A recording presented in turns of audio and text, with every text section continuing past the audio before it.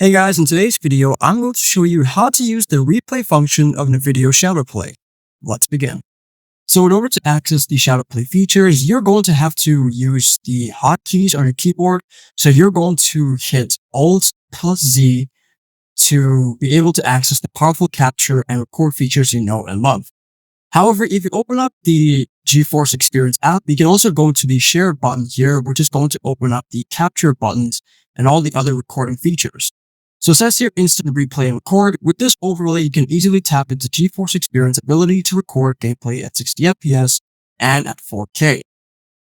So there's instant replay. You can either decide to switch this on. You can also record, stream, and broadcast. So there's also some improved broadcasting capabilities. So you can broadcast on Twitch, on YouTube, and any other streaming platform to your choosing. And then you can also change the quality from low, medium, high, to ultra, or even custom based on your PC specs. Then you can also change the resolution. You can also change the frame rates and the bit rates. You have to make sure that your PC will be able to handle all of that stress. So these are the most important keyboard shortcuts that you need to remember. So the Alt plus Z is going to open or it's going to close the share overlay. And then the record part, it says Alt plus F10 to save the last 5 minutes recorded. And then we have the Alt plus F9. This is going to toggle manual recording on/off and save. And then to broadcast, you are going to hit Alt plus F8 to toggle broadcasting on or off.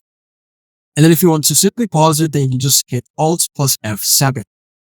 Now you don't have to memorize these keyboard shortcuts. You can also open up the Nvidia GeForce Experience app and then you can try to stop it from there. It's just that these keyboard shortcuts are convenient and can save you a little bit of a few seconds.